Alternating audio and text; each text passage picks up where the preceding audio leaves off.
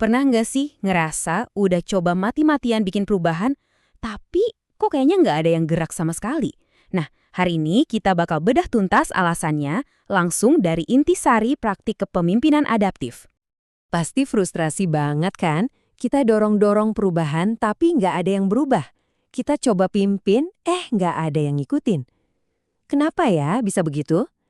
Ternyata jawabannya itu ada di mitos-mitos yang selama ini kita percaya, yang justru jadi penghalang terbesar kita. Oke, jadi sebagian besar rasa frustrasi kita itu ternyata akarnya dari beberapa kesalahpahaman besar. Yuk kita mulai bongkar satu persatu mitos terbesar dalam kepemimpinan yang bikin kita mandek.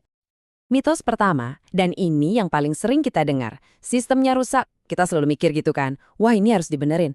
Tapi, coba dipikirin dari sudut pandang lain. Gimana kalau sistemnya nggak rusak sama sekali? Kenyataannya, sistem yang ada sekarang ini justru dirancang sempurna untuk menghasilkan kondisi yang kita alami saat ini. Nah, justru karena sempurna itulah, makanya susah banget diubah. Dan ini nyambung banget ke mitos kedua. Kita sering bilang, orang-orang itu anti perubahan. Padahal bukan perubahannya yang mereka tolak. Yang mereka benar-benar tolak dan mungkin takuti adalah rasa kehilangan.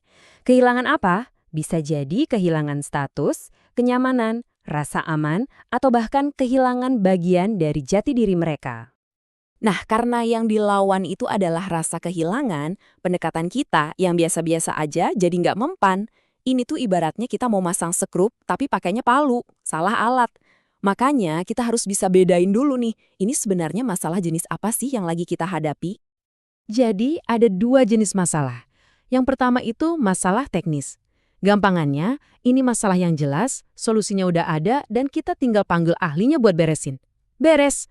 Tapi ada jenis kedua, yaitu tantangan adaptif. Nah ini yang rumit.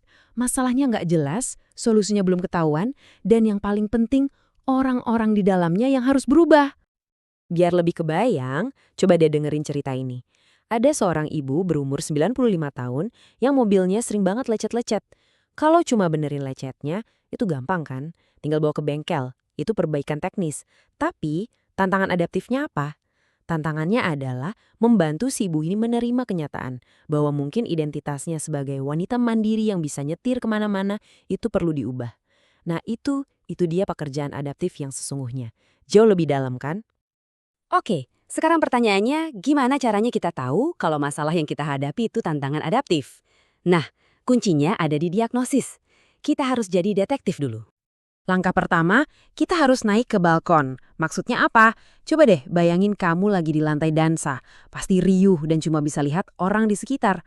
Tapi kalau kamu naik ke balkon, kamu bisa lihat semua polanya.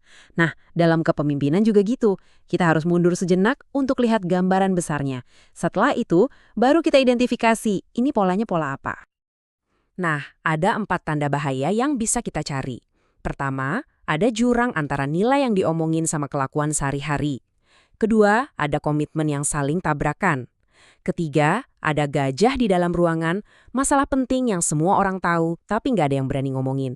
Dan terakhir, semua orang kelihatannya sibuk banget, tapi sebenarnya lagi ngindarin pekerjaan yang paling penting.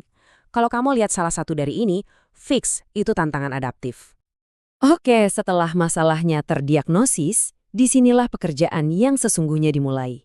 Dan percayalah, ini beda banget dari apa yang kebanyakan orang bayangin soal jadi pemimpin. Tugas seorang pemimpin adaptif itu bukan buat bikin semua orang nyaman atau ngasih jawaban instan, bukan. Tugas kita adalah justru memegang tangan mereka, membimbing mereka melewati badai ketidaknyamanan. Karena di dalam badai itulah mereka bisa memilah mana yang perlu dipertahankan dan mana yang harus dilepaskan. Bahkan bisa dibilang tugas kita itu jadi kayak pemegang termostat. Kita harus naikin suhunya sedikit, cukup panas untuk bikin orang sadar, wah kita harus gerak nih. Tapi nggak sampai sepanas itu sampai mereka panik, kewalahan, terus malah mati kutu. Menemukan level yang pas, itulah seninya. Oke, teorinya keren. Tapi gimana prakteknya? Nah, ini bagian terbaiknya. Kamu nggak perlu nunggu jadi bos atau dapat jabatan mentereng buat mulai. Kepemimpinan adaptif itu dimulai dari langkah-langkah kecil, dari eksperimen yang bisa kamu lakukan hari ini juga. Anggap aja kepemimpinan itu serangkaian eksperimen kecil yang berisiko rendah. Coba deh ambil sedikit risiko. Lakukan sesuatu yang mungkin sedikit di luar wewenangmu, tapi tujuannya baik. Yang paling penting, akui juga peranmu dalam masalah yang ada. Dan jangan takut kelihatan nggak tahu apa-apa. Justru dengan berani belajar di depan umum, disitulah perubahan dimulai. Sebagai penutup, saya mau kasih satu pertanyaan buat direnungkan. Coba jujur sama diri sendiri. Tantangan adaptif apa sih yang selama ini sengaja kamu hindari? Entah di tim, di organisasi, atau bahkan di hidupmu sendiri. Karena jawaban dari pertanyaan itu, itulah titik awal di mana pekerjaan kepemimpinanmu yang sesungguhnya dimulai.